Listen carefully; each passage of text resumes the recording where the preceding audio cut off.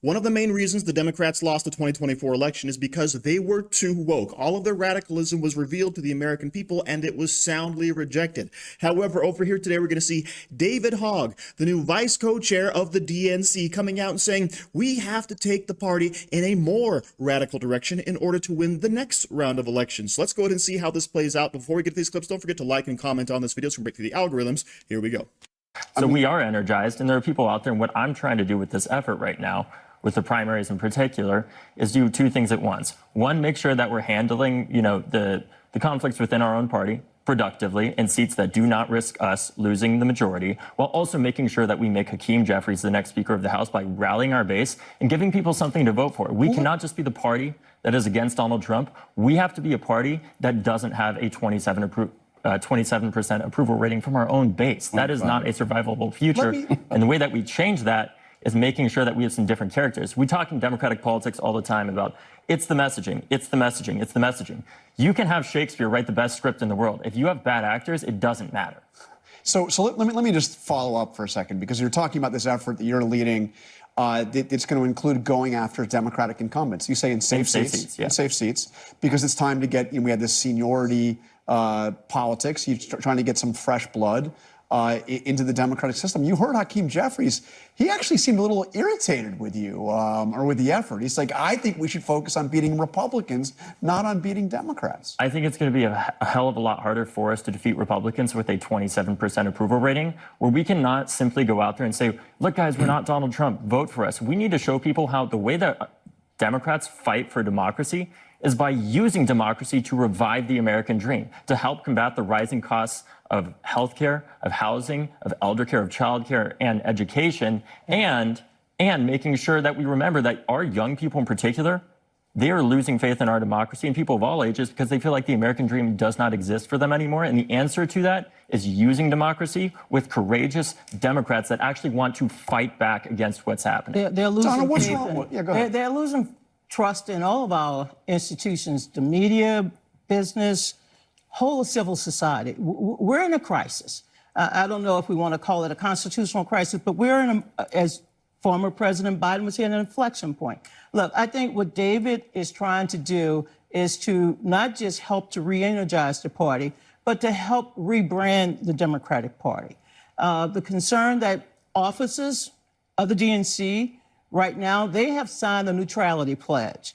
David did not sign the neutrality pledge. So he's in hot water with Ken. I told him he threw a rock in the water, and him and the two of them and the officers, they got to get out of the hot water. But that's not my position right now. My position is many of these so-called safe blue seats, and I can get in trouble. Many of them are seats that women and minorities finally had an opportunity to come and sit in, because there were no seats at the table for us. So before you start wiping clean the menu and the plates and the seats, be very careful, because many of those seats are in districts where we former party chairman, Reince, how would you handle a vice chair who was going to primary? Well, I'll answer and then I'll explain it. I mean, unfortunately, David, I'd have you removed from the party because I think, number one, I think you're sincere. I don't question that. I think you're right. The Democrats are a complete mess. They have no movement. I don't think that's exactly what he said. They've got no. Well, he said they've got no message. They've got no movement. They've got no leader. I mean, it doesn't get any worse than that. I mean, you're defending Harvard. You're traveling to El Salvador for MS-13 gang members. But here's the point. Alleged. You're taking $20 million. If I'm looking at someone, my vice chair of the RNC, taking $20 million for another effort, it's $20 million out of the DNC's pocket. You can't be on the board of the Fishing and Forest Company and on Greenpeace at the same time. There are places for groups to hold the party accountable. I think it's right. Yeah, let me push back against that. Okay. This was not an MS-13 gang member, and you damn well know that. Oh, come on. He was not. Okay, and so keep defending this guy. You're just digging admitted your own this was wrong. hole. In America, we have due process, and we are a land of law and order. We are a land of law and order. And this administration is repeatedly showing time and time again they do not care about what the Supreme Court says. They do not care about the rule of law. And you cannot defend sending people to another country. Just did a poll to another country where they don't have Americans rights. Think that where he's all denied counsel, illegal immigrants due process, should be and so much deported, more. by the way. So you're losing your effort. So if you want to try to defend the constitutionality of deporting a illegal immigrant that's here. He Right. checked in with took a lot immigration of time to services come every after me. single year. He's here illegally.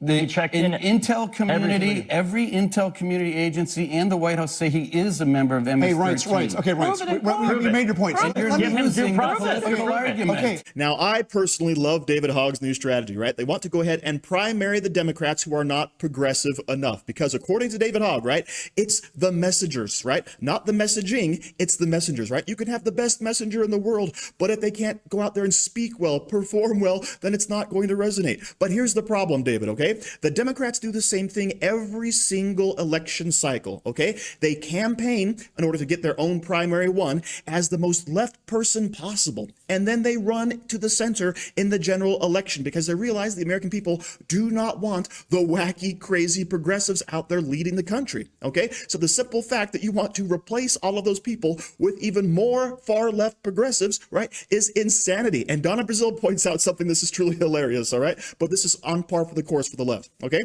A lot of the people holding those seats, all right, are actually people of color, minorities, okay? The ones the Democrats claim to love the most. But we're going to go ahead and primary them and get them out of there, okay?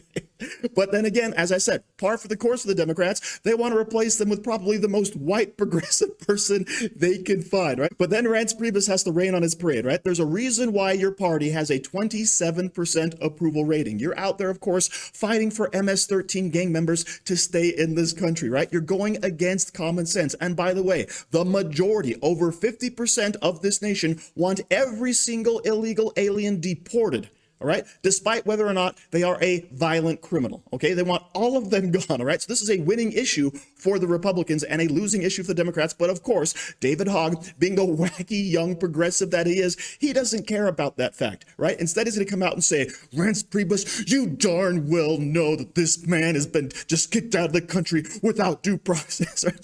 Bullcrap. The man had 2 trials. Right, he had his trial, he had his appeal, he went through the whole process, he had his due process. And he still got orders for removal. All right. That is the cold hard truth. OK. But of course, the same party, and David Hogg actually says this, the same party that accuses Donald Trump of not following the rule of law doesn't want to follow the rule of law. This man has orders to be kicked out. And by the way, it was the local police authority. It was ICE. It was those 2 courts that listed him as MS-13. All right, so this is a losing battle, and I love to watch David Hogg try to fight it. So all I can really say about the whole thing is, please, Democrats, stay the course, right? Keep going the direction you're going, and keep going the direction that David Hogg and AOC and all these other radical progressive leftists are leading you on, because all that means is you will never win national elections again. You might win in your blue states, your blue cities, your little pockets out there of crazy radical leftism, but you're not going to be a ruling party. And thank goodness for that. So thank you very much for watching. Don't forget to like, share, comment, subscribe, and say hi to your mom for me.